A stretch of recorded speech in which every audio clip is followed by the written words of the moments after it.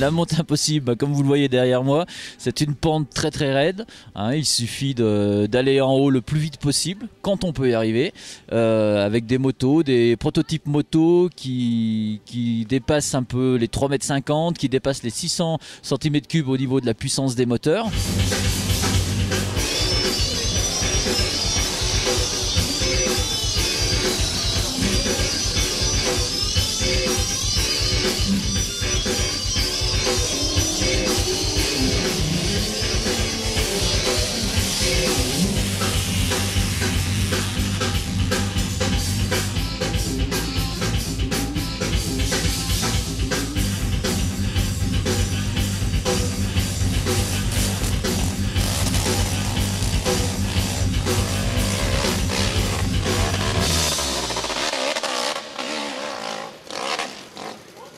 C'est 2 manches le matin de qualification. Pour l'après-midi, les 30 meilleurs pilotes qui vont s'élancer pour la grande finale. C'est un championnat de France, donc il y a un règlement très très précis, que ce soit au niveau des pilotes, au niveau des motos, au niveau du parc moto. On ne fait pas tout, on ne fait pas n'importe quoi. C'est vrai que depuis quelques années, on fait partie de la FFM, donc la Fédération Française de Motocyclisme, et c'est vraiment très bien cadré. Tout le monde peut se présenter, il faut être licencié, tout simplement, il faut avoir sa licence FFM. Et puis ensuite, ben, voilà, on a plus de 80 pilotes actuellement qui sont inscrits pour le championnat de France.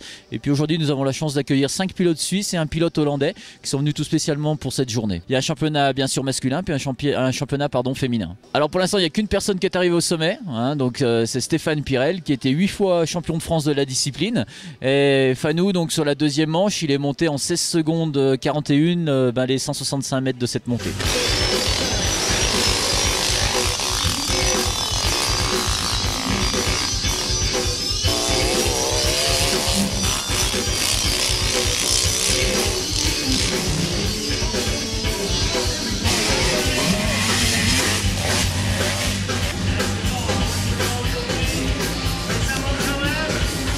Elle fait 165 mètres et par partie on frise les 90% de pente, donc c'est carrément, c'est vrai qu'ici avec la caméra on ne se rend peut-être pas compte de la pente, mais c'est un vrai mur, tout le long c'est un mur. Alors actuellement il y a 7 épreuves pour 2008 qui sont inscrites au championnat de France, et la prochaine elle aura lieu du côté de la Bresse dans les Vosges, où là ils font un truc en plus, c'est une nocturne le samedi soir, donc c'est du spectacle qui est très sympa également. Au début c'était au niveau du ski club, on voulait créer une petite fête qui changeait un petit peu des fêtes au village traditionnelles.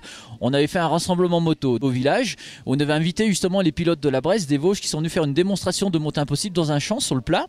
Et le lendemain, ils sont venus avec nous. Ils ont dit mais là vous avez des sites pour faire ce genre de manifestation. Donc on a cherché un site avec eux. L'année d'après, on a coupé les arbres. En plus, c'est une piste où les arbres étaient malades. Ils étaient atteints du Bostrich. Là, tout le monde connaît cette petite maladie de nos fameux conifères. Donc nous avons taillé cette piste. Et maintenant, ça fait 8 ans qu'on organise cette édition de la montée impossible. On était 5-6 au départ et en plus voilà, maintenant c'est une grosse machine, puisque c'est environ 30 000 € de budget pour organiser cette manifestation, et puis c'est 200 bénévoles le jour de cette manifestation. C'est pour ça qu'on travaille en collaboration le Motoclub et le Ski Club de Bernex.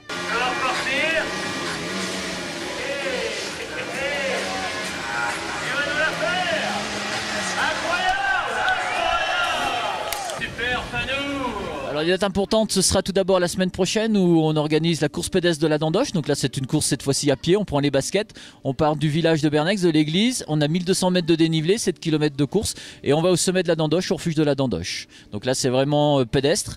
Ensuite on aura la Bellissime qui sera une rando VTT sur la station de Bernex le 4 juillet. Nous aurons également un concours de bûcherons le 1er août.